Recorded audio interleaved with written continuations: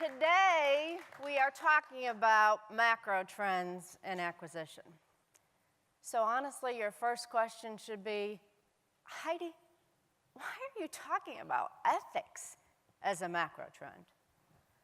Well, folks, in our profession, ethics better be trending every day.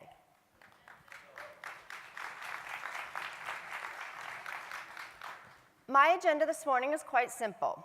I'd like to talk to you about the level of responsibility we have in this regard. I'd like to take you into the contract management book of knowledge a little bit, and I'd like to tell you a personal story. Because ethics, after all, is personal. So first, I'd actually like you to whip out that smartphone, that mobile device.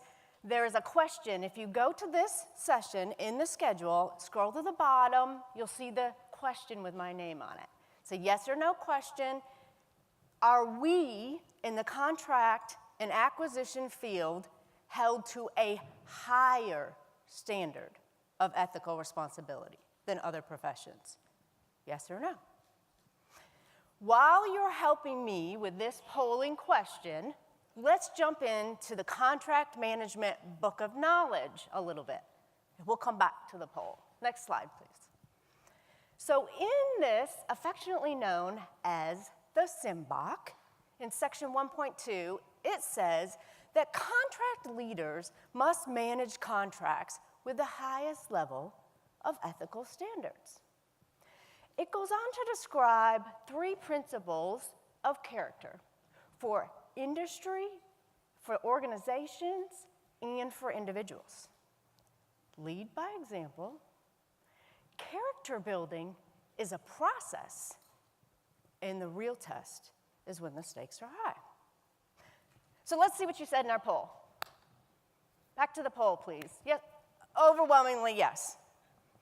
I agree with you, and so does the SIMBOK. It actually suggests that other professionals in our agencies, our organizations, our entities look to you, the contract manager, to set the acceptable ethical standard for the rest of the organization and entity. You know, as I was reading chapter 3 recently of the SIMBOK, and I was thinking about these 3 character principles, I really began to consider how our ethical value system spans across our personal and professional lives. I don't think it can be separated. I don't think it's like a coat that you can hang on your office door when you walk in or out. I think that our ethics are something we develop in our personal life and we bring it to bear on our professional lives. And so for that reason, I'd like to tell you a little bit about me so you can understand where I'm coming from in this regard. Next slide. Can you find me in this picture? It's okay if you can't. As a Marine Corps officer and a woman, I spent a number of years fitting in. ROTC, OCS, TBS, MOS school, this all translates to years of physical, mental, grueling training, especially physical. I mean, look at me. So after all these years of training, I finally got my first duty assignment. The first place that I'd have the opportunity to lead Marines. The first unit I would really belong to. And I'm going through the check-in process, and I finally get to the point where I'm going to check in with my commanding officer. And I'm standing there in my dress uniform, and I'm just vibrating from the inside out with excitement because I have finally reached this point. And he calmly explains to me that this unit of 150 Marines is all men, and that headquarters attempted to integrate it before by sending him a female officer before me. And she lasted 3 months. Why am I sharing this with you? Lead by example. Character building is a process, folks. And the real test is when the stakes are high. That first duty assignment was quite difficult for me. For example, I was continuously sent to the field without other staff NCOs and officers, even though there were many assigned to the unit. And what this meant was living, eating, working, training, conducting exercises out in a field environment for days at a time, 100 or so men, and me. Virtually all of us under the age of 25, all eyes on me. So what? Lead by example. I made mistakes. I made a lot of them. But I could not be lazy, not for a second. I had to do, say, and act, especially in regard to ethics, as I wanted these young men to emulate back to me. So I ask you to consider, who's watching you the next time you negotiate a contract? Who's watching you the next time you approach and resolve an ethical situation? Number 2, character building is a process. I remember another situation in the same unit early on where we were forming up to do a forced march.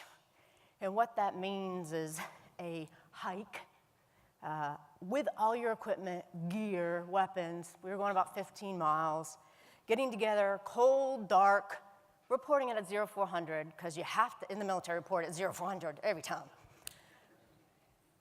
As we're drawing our weapons and getting ready to step off, I realized that a number of the Marines in the unit didn't have a frame for their pack.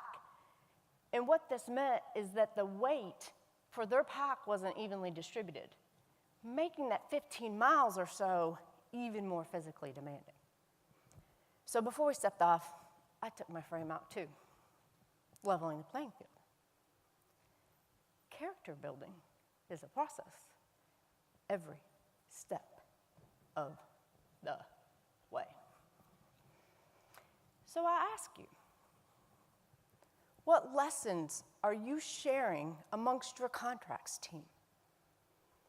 How are you ensuring that character development is shared and continuing and growing with your acquisition team? Number 3, the real test is when the stakes are high. I was not in a combat zone.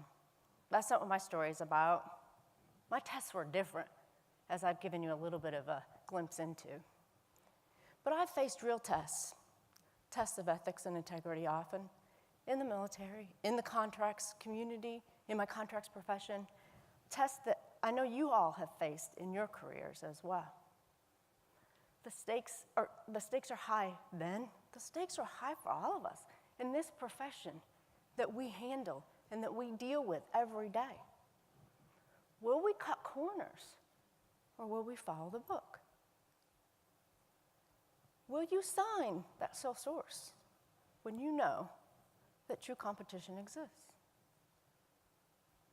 Will you say something to your superior when they should recuse themselves for conflict of interest? So folks, in conclusion, let's come back to the SIMBOK. It suggests that those that model ethics and integrity have thought through their values, can articulate them, and have applied them in close calls. So my last ask of you this morning is 2 things. 1, read your handy-dandy SIMBOK.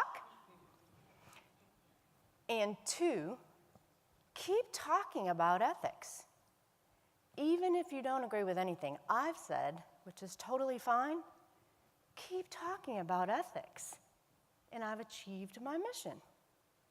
Ethics trending. Thank you.